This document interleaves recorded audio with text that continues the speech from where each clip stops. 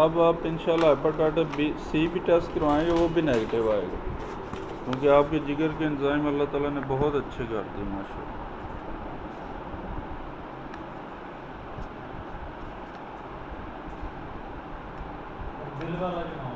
وہ بھی سر ٹھیک ہے، ابھی ویٹ آپ کے سامنے ہے، ٹھیک ہے۔ باقی سانس کی کیفیت وہ والی تو نہیں ہے نا جیسے پہلے تھی، پھر ہوتے ہیں تھوڑا تھوڑا نہیں، ابھی کام کریں گے انشاءاللہ، ایک دفعہ تھوڑی چلنے تو پھر میں کرتا ہوں انگلش تو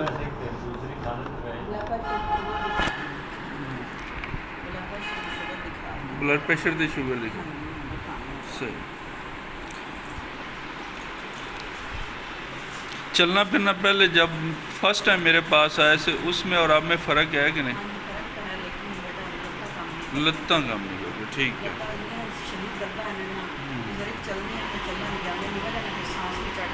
صحیح ہے۔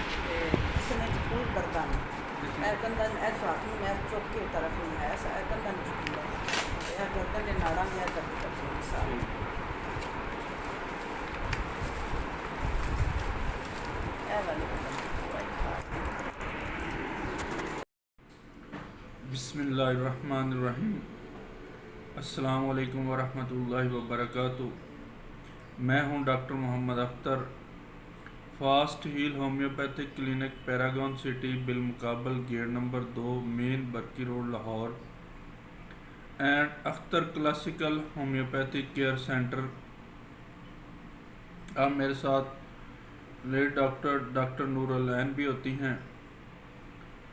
تو ہم نے جو آج آپ کے ساتھ ایک کیس شیئر کیا ہے وہ آپ نے دیکھا ہوگا، اس مریضہ کو جگر کا بھی مسئلہ ہے، اس کے ساتھ ساتھ دل کا مسئلہ ہے، دل کے 3 وال بند ہیں، 3 اسٹنٹ بھی ڈلنے ہیں، بائی پاس ہونا ہے، جو ڈاکٹروں نے اس کا ڈائگنوز کیا، ریکمنڈیشن کی اس کے لیے۔ بلڈ پریشر کا ایشو تھا، شوگر کا ایشو تھا، ہیپاٹائٹس سی بھی ہے، رپورٹ کے اندر دکھایا گیا ہے۔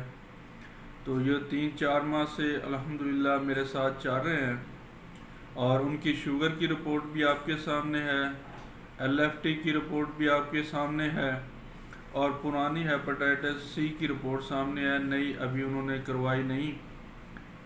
الحمدللہ اس وقت تک اللہ تعالیٰ نے اس کو کافی صحت دی، اس کی شوگر بھی نارمل ہو گئی ہے، بلڈ پریشر بھی اس کا نارمل چل رہا ہے۔ جو چلنے سے اس کو سانس پھولتا تھا دل کی وجہ سے، دل کے وال بند ہونے کی وجہ سے چل نہیں سکتی تھی، ڈاکٹروں نے کہا تھا کہ اپنا سٹول کے لیے یا یورن کے لیے آپ چیئر بھی چارپائی کے پاس رکھیں، چارپائی سے نیچے نہ اتریں، اور ٹریولنگ یا سفر یا چلنا پھرنا یہ دونوں چیزیں تینوں چاروں نہیں کرنی۔ لیکن اب یہ الحمدللہ چلتی پھرتی بھی ہیں، واک بھی کرتی ہیں، ان کو سانس کی تکلیف بھی نہیں ہے، بلڈ پریشر بھی ان کا نارمل ہے، جگر کا ایل ایف ٹی رپورٹ میں آپ نے دیکھ لیا وہ بھی نارمل ہے، شوگر بھی الحمدللہ نارمل ہے۔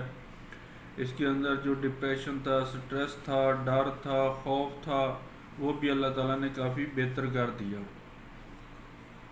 انشاءاللہ جیسے جیسے یہ مزید بہتر ہوگا وہ کیس بھی ہم آپ کے ساتھ شیئر کریں گے۔ تو اصل میں کیس شیئر کرنے کا مقصد یہ ہے کہ ایسے لوگ جو بائی پاس کروا لیتے ہیں، اپنے آرگنز نکلوا لیتے ہیں، تو اس کے بعد سے جو اس کے افیکٹ آتے ہیں وہ کبھی ان کو نہیں بتائے جاتے۔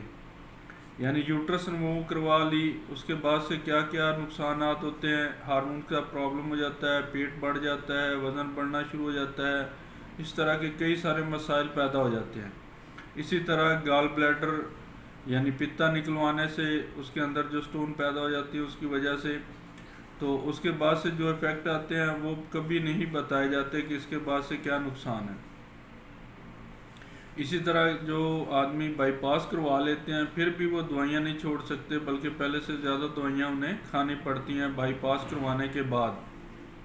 اسی طرح جگر کا پرابلم ہونے کی وجہ سے معدہ ڈسٹرب ہوتا ہے، اس کے مسائل بھی وہ نہیں بتاتے، آپریٹ تو کر دیتے ہیں، بائی پاس کر دیتے ہیں، یوٹرس ریموو کر دیتے ہیں، گال بلیڈر نکال دیتے ہیں، لیکن اس کے بعد سے جو ایفیکٹ آتے ہیں، سائیڈ ایفیکٹ آتے ہیں آپریشن کے، اعضاء کو ریموو کرنے کے جو سائیڈ ایفیکٹ آتے ہیں وہ کبھی ظاہر نہیں کرتے۔ اس کے بعد سے مریض کے ساتھ کیا ہوتا ہے اس کا کبھی آگاہی نہیں دی جاتی۔ اس لیے آپ تمام دوستوں سے گزارش یہ ہے کہ جن کو بائی پاس ریکمینڈ کیا گیا ہو، جن کے دل کا پرابلم ہو، جن کے دن کی 3 نالیاں، 1 نالی، یا اس کے وال کے اندر کوئی پرابلم ہو، ایوارٹا کے اندر کوئی پرابلم ہو، آرٹریز کے اندر کوئی پرابلم ہو، کولیسٹرول کا کوئی مسئلہ ہو، ٹرائیگلیسرائڈ کا کوئی پرابلم ہو، یورک ایسڈ بڑھ رہا ہو، شوگر بڑھ رہا ہو، LFT کا کوئی پرابلم ہو، تو وہ ضرور ہم سے رابطہ کریں۔ انشاءاللہ وہ پیشنٹ کیور ہوں گے، نہ کہ ان کو ریلیف ملے گا۔ ریلیف اور کیور میں بڑا ڈفرینس ہے، فرق ہے۔ ریلیف یہ ہوتا ہے کہ جب تک پیشنٹ دوا کھاتا رہتا ہے تو اسے سکون رہتا ہے، اسے ریلیف رہتا ہے۔ کیور یہ ہوتا ہے کہ مریض مستقل دائمی طور پر ہمیشہ کے لیے صحت یاب ہو جاتا ہے، اس کو ساری زندگی دوائیاں کھانے کی ضرورت نہیں پڑتی۔ تو اس لیے اللہ جل جلالہ نے ہومیوپیتھی کے اندر یہ صلاحیت رکھی ہے، اس کے اندر ایک دائمی شفا رکھی ہے، مستقل شفا رکھی ہے، تو اس سے مریض پرماننٹلی طور پر ٹھیک ہو جاتے ہیں، بائی پاس سے بھی بچ جاتے ہیں، اور ان کے جو ایکسٹینڈ ڈلنے ہوں یا اس کے اندر کوئی وال کا پرابلم ہو وہ دوبارہ ٹھیک ہو جاتا ہے 100% اسی پہلی حالت میں۔ اگر کولیسٹرول بڑا ہوا تو وہ بھی کم ہو جاتا ہے، ٹرائیگلیسرائڈ کا پرابلم ہو تو وہ بھی کم ہو جاتا ہے، پیرالائز کا کوئی پرابلم ہو گیا ہو بلڈ پریشر کی وجہ سے وہ بھی ٹھیک ہو جاتا ہے۔ بلڈ پریشر بڑھنے کی وجہ سے بعض دفعہ کڈنی کا پرابلم ہو جاتا ہے، کڈنی فیلئر ہو جاتے ہیں، گردوں کے مسائل پیدا ہو جاتے ہیں، وہ بھی الحمدللہ ہومیوپیتھک دوا سے ٹھیک ہو جاتے ہیں۔ تو ساری باتیں شیئر کرنے کا مقصد یہ ہے کہ دیکھیں اگر ایسا کسی کو کوئی پرابلم ہو تو وہ ہومیوپیتھک اچھے پڑھے لکھے سمجھے ڈاکٹر سے رابطہ کرے، انشاءاللہ اس کے مسائل حل ہو جائیں گے۔